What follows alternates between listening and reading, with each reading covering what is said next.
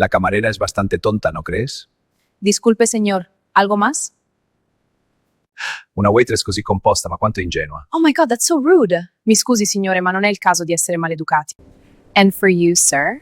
I'll have the same. Thank you. Perfect. I'm so glad. Excellent choice. The billionaire didn't look up when Amina arrived with the water. He lifted one finger like she was a switch on the wall. Then he spoke in French, slow, smooth, and just loud enough for the nearby tables to hear. His words weren't about food, they were about her. About how girls like this were useful only for carrying plates. About how they smiled even when they didn't understand. Amina's hand paused above the glass. A single drop slid down the pitcher and disappeared into the white tablecloth like a quiet stain. Before I tell you what happened next, like, comment, share, and subscribe. Kindness Valley, tell me where you're watching from. The restaurant sat by the river where the city lights broke into pieces on the rain. Outside, wet streets reflected headlights like moving candles. Inside, everything was warm and controlled.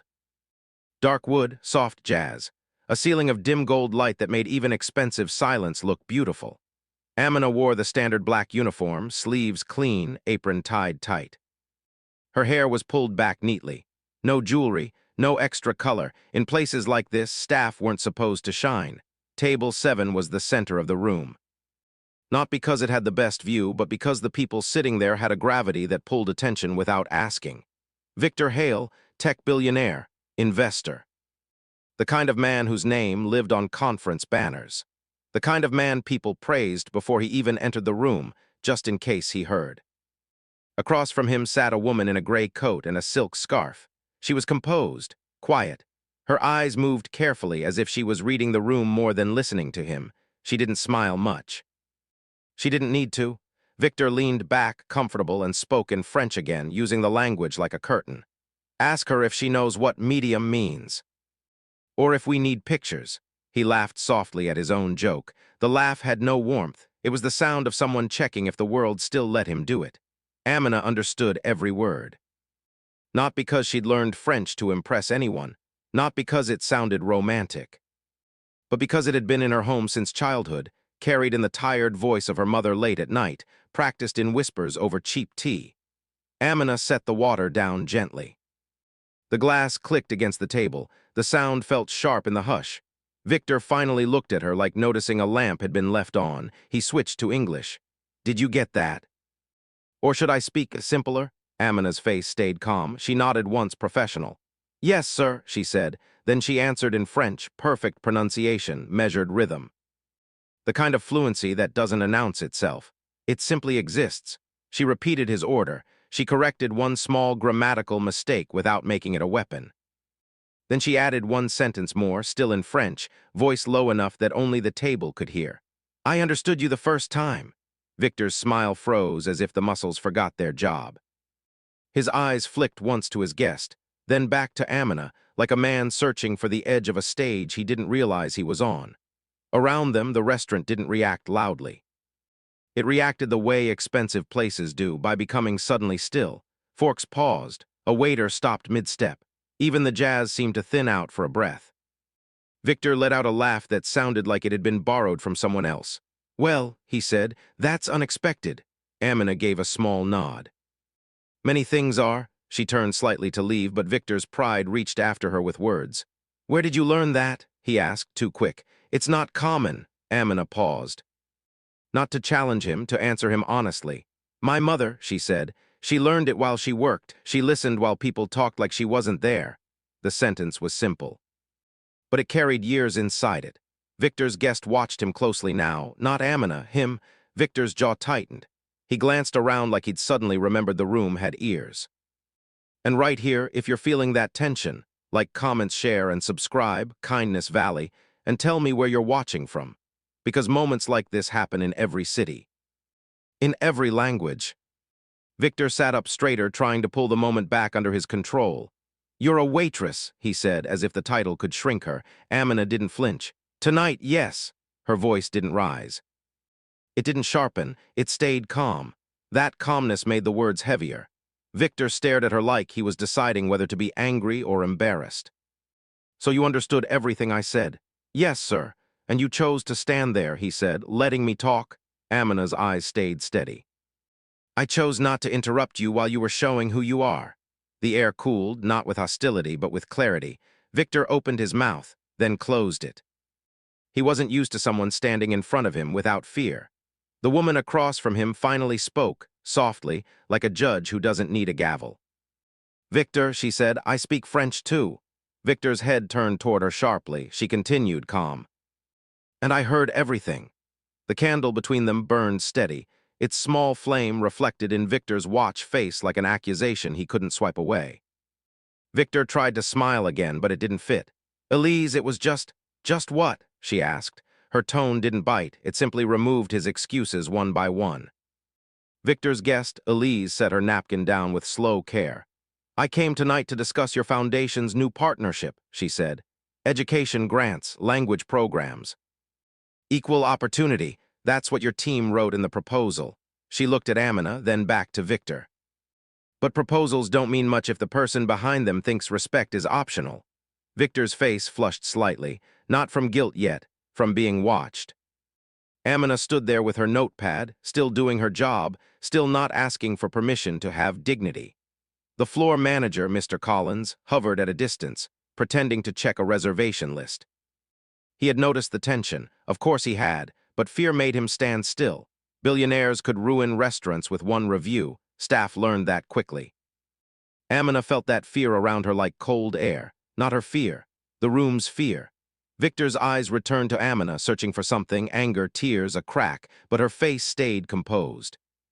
He cleared his throat. Fine, he said, lowering his voice. Let's move on, take the order.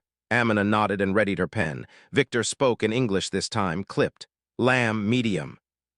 And he paused like he was testing himself. And a glass of Bordeaux. Amina wrote it down. And for you, Then sir? Victor I'll added have the in same. French again, Thank you. softer now, Perfect. I'm trying so to make it glad. private. Excellent choice. And tell the kitchen not to let her touch the plate with those hands. It was quieter, but Amina still heard. Elise still heard too. Amina's pen stopped. Her fingers held the notepad like it was the last stable thing in the room. She didn't react the way Victor expected. She didn't gasp. She didn't argue. She didn't become entertainment. She looked at him and replied in French, calm and clear. These hands pay tuition, she said. These hands carry dignity. And these hands will bring your meal the same way they bring everyone's, with care. Victor's eyes widened slightly. Elise's expression didn't change, but something in her gaze sharpened like a lens focusing. Victor's mouth opened. Nothing came out. His silence sat on the table like a heavy napkin. Amina waited one beat, then added, still in French, softer, but humiliation is not part of my service.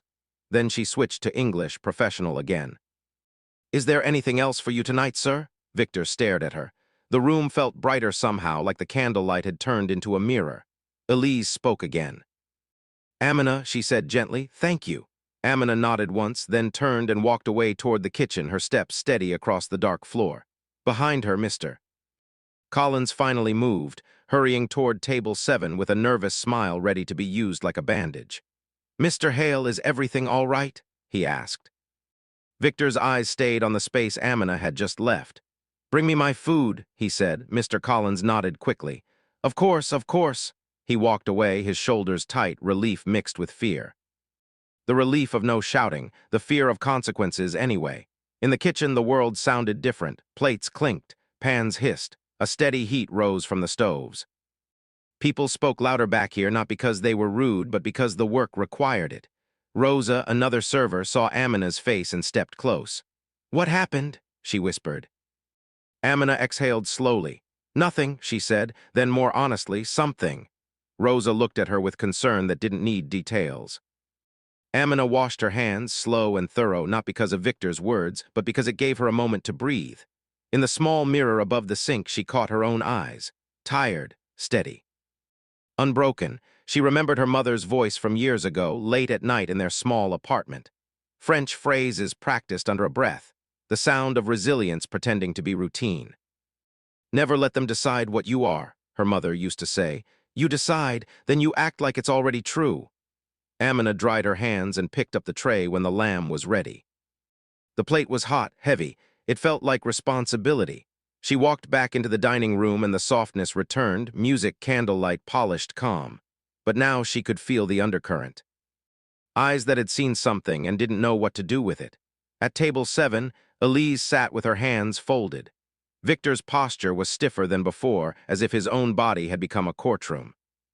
Amina set the plate down gently. No extra force, no sharp movements. Her professionalism was not weakness, it was discipline. Victor looked at the food, then up at her. Amina, he said, saying her name like he wanted it to fix something. Yes, sir. He hesitated. That hesitation was new. A billionaire hesitating felt like watching a skyscraper sway.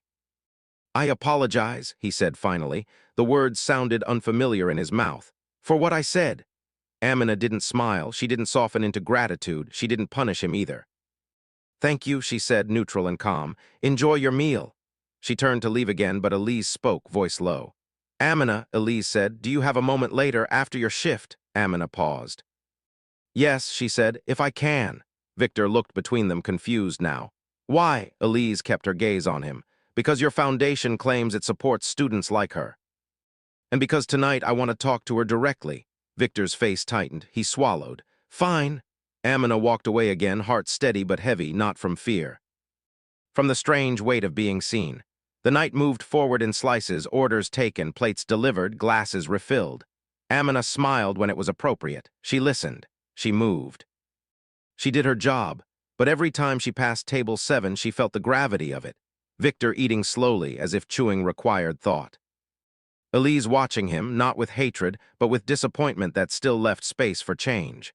At one point, Victor lifted his glass and spoke quietly to Elise.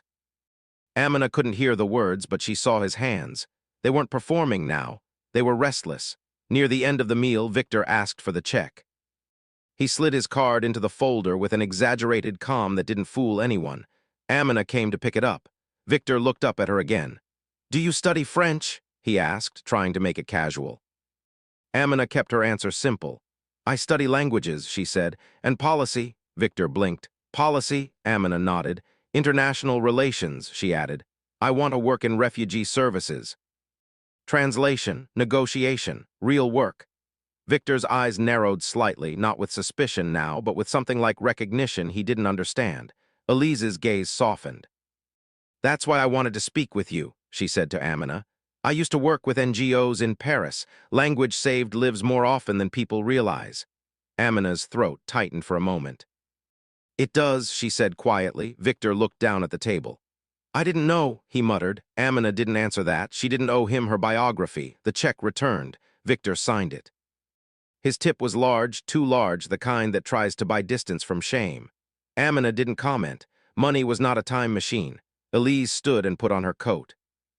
Amina, she said, I'll wait by the front in 10 minutes. Amina nodded. Yes, ma'am. Victor stood too, adjusting his cuff like armor. He looked around once, noticing the restaurant again, the staff, the diners, the quiet work holding the whole room together. He met Amina's eyes. Thank you, he said. For what? Amina asked, not rude, just direct. Victor swallowed. For not making a scene. Amina answered softly. You made your own scene, she said. I just didn't perform in it. Victor went still. Elise watched, expression unreadable. Then Victor nodded once, small and honest. He turned and walked toward the exit, his expensive shoes soundless on the dark floor. Outside, rain continued to fall, steady as truth. After her shift, Amina untied her apron and hung it neatly, the way she always did.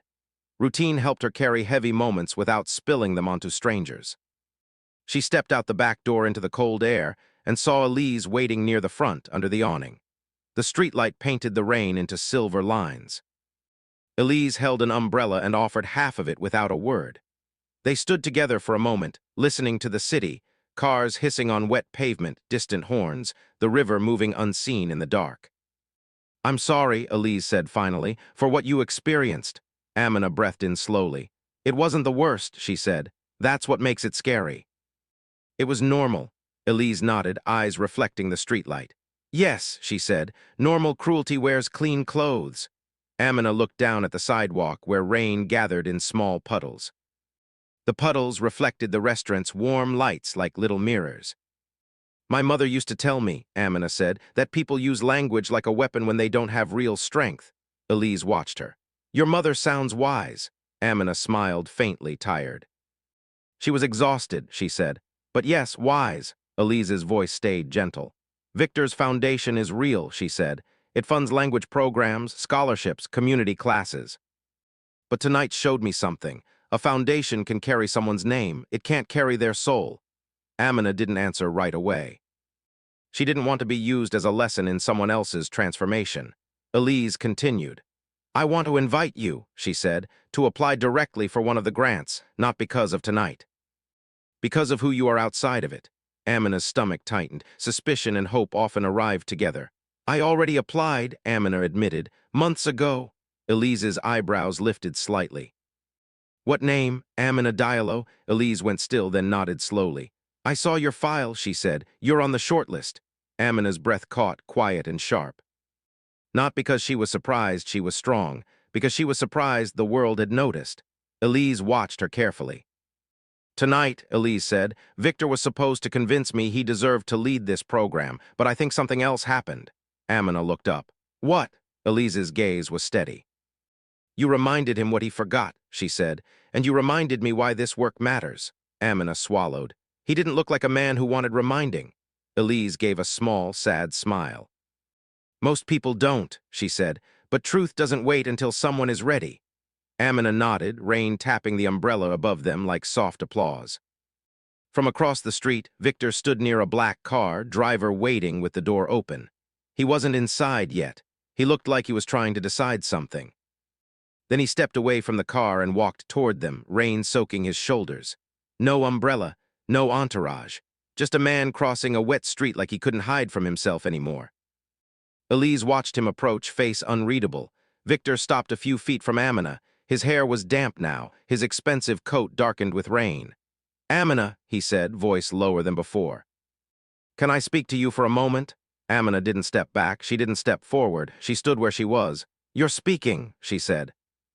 Victor exhaled, and for the first time he looked tired in a human way, not just in a rich way.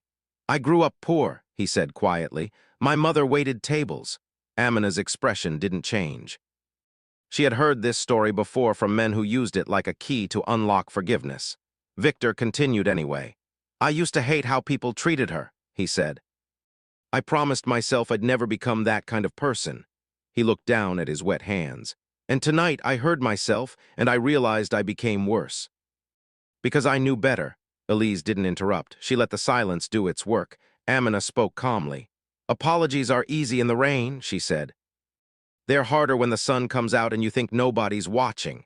Victor nodded once. You're right, he said, so tell me what to do. Amina studied him, not with revenge. With a careful kind of honesty. Start here, she said. Don't speak about people like they're furniture. Don't test how far you can push someone because you can. Victor held her gaze. I understand, he said, but his voice sounded like he was learning. Amina added softer, and don't try to fix it with a tip. Victor flinched slightly at that, then nodded again.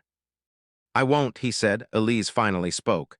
Victor, she said, you owe her more than words. You owe yourself a different habit. Victor looked at Elise. Then hold me to it, he said. Elise's tone stayed calm. I will, she replied. That's why I'm here. Victor turned back to Amina. I'm sorry, he said again, but this time the words didn't feel like a performance. They felt like a cost he was willing to pay. Amina nodded once. Thank you, she said. That's enough for tonight. Victor stood there for a beat longer, then stepped back. He didn't ask for her number. He didn't ask for a photo. He didn't turn her into a story he could own. He simply nodded and walked back to his car, rain following him like a quiet witness. When he drove away, the street looked emptier, but the air felt lighter. Amina and Elise stood under the umbrella for another moment. Elise spoke softly. You handled that with rare restraint. Amina's voice was even. Restraint is what keeps you employed, she said, then she paused, but dignity is what keeps you alive. Elise nodded slowly. Yes, she said. Amina walked to the bus stop afterward. The city felt colder there, away from candlelight. The bus shelter smelled like wet metal and old paper. Amina sat down and opened her phone. A message waited in her inbox, a subject line that made her hands go still. Grant interview invitation. Amina stared at it, then she let out a breath that trembled just once. Not because she was weak, because she was carrying so much. Across the street, a puddle reflected the streetlight and the passing cars. The reflection shook with every drop of rain, but it didn't disappear. 2 weeks later, the restaurant looked the same warm lights, same quiet music, same river outside. But Amina felt different walking in, not because she had power now, but because she had proof that calm truth could change a room. Mr. Collins called her into his office before her shift. His face was nervous. "Amina," he said, "Victor Hale's assistant called. He wants to book the private room." Amina's stomach tightened. The past has a way of returning without knocking. "Mr. Collins added quickly, he asked for you specifically." Amina didn't react fast. She kept her face neutral. "For what?" she asked. Mr. Collins lowered his voice. "He said he wants to apologize to the staff." Amina blinked once. "The staff?" Mr. Collins nodded, confused. "He requested a meeting with the whole team, 10 minutes. Before service." Amina walked out into the hallway and looked at the dining room. It was quiet now, empty tables waiting like blank pages. At 6 o'clock, Victor arrived, not with cameras. Not with a loud entrance. He wore a simple coat, no flashy watch, no performance. He stood in front of the staff, servers, hosts, dishwashers, line cooks, people who made the place run while other people pretended it ran by magic. Victor cleared his throat. His eyes moved across faces, and for once he looked uncomfortable in a way that felt appropriate. "I came to apologize," he said, "not just to Amina, to this room." Some staff looked away. Some stared, some crossed their arms, waiting to see if it was real. Victor continued, voice steady but plain. "2 weeks ago, I spoke with disrespect. I used language as a shield for cruelty." He paused. "I won't do that again." He looked at Amina briefly. She didn't nod. She didn't La forgive camarera him es with her bastante face. tonta, ¿no crees? She simply Disculpe, stood, señor. letting him ¿Algo carry his más? own words. Victor took a breath. Una waitress così "I also composta, want ma to do quanto something ingenua. practical," Oh my God, that's so he said, rude. Mi "not to scusi, buy signore, ma non è il forgiveness, caso di essere maleducati. to invest in what I And for claim to you, value." sir? I'll He have the glanced same. at Mr. Thank you. Collins. Perfect. "I'm I'm so funding a glad. language Excellent scholarship choice. program for the staff here. Anyone who wants classes, French, Spanish, English, whatever helps you. And I'm also donating to a local worker support fund Elise recommended." The kitchen staff exchanged looks. Rose's eyes widened. Jamal, a dishwasher, let out a quiet laugh of disbelief. Victor lifted one hand slightly. "You don't have to thank me," he said. "Just take it if it helps." Then he added, softer, "And if you don't trust me yet, I understand. Trust is earned slowly." He stepped back, no dramatic bow, no demand for applause. The staff stood in silence for a moment, not because they were impressed, because they were processing what it looked like when a powerful man chose humility without being forced. After the meeting, Victor approached Amina privately near the service station. "Amina," he said, "Elise told me you have an interview." Amina met his gaze. "Yes," she said. Victor nodded once. "I won't interfere," he said. "I won't help in a way that steals your work from you." Amina's shoulders loosened slightly. That mattered more than money. Victor continued, quiet. "I only wanted to say thank you for stopping me. I didn't deserve your restraint." Amina spoke softly. "Restraint isn't a gift," she said. "It's a decision." Victor nodded. "Then I'm trying to make better decisions." Amina looked at him for a long beat, then said, "Good." And that was all. The interview came. Amina wore her best blouse and held her resume in a folder that had seen too many late nights. Elise was there, along with 2 other board members. Questions came like steady rain: plans, goals, experience, ethics. Amina answered plainly, no dramatic speeches, just truth carried carefully. When it ended, Elise walked her to the elevator. "You did well," Elise said. Amina exhaled slowly. "I did my best," she replied. Weeks later, an email arrived again, this time a simple sentence. "Congratulations." Amina sat on her bed in her small apartment, the light from the window falling across the floor like a quiet blessing. Her mother sat at the table, hands wrapped around a cup of tea. Amina read the email out loud in French first, the way her mother loved, then in English. Then they sat in silence, the kind of silence that heals. Outside, the city kept moving. Cars, sirens, people rushing, the world doing what it always did. But in that small room, a future opened like a door. And somewhere across town, Victor sat in a different kind of meeting, signing papers that would fund language programs for people whose names he would never know. Not as a hero. As a man trying to repair the part of himself that once thought cruelty was clever. Because sometimes the strongest reply isn't the loudest one. It's the one spoken with control, with dignity, with a calm that refuses to become bitter. In the end, language doesn't make you superior. Money doesn't make you worthy. The only thing that truly elevates a person is the respect they give when they think no one is watching. Respect is the only wealth that grows when you spend it. If this story moved you, like comments and share your Kindness Valley thoughts below and subscribe for more untold stories.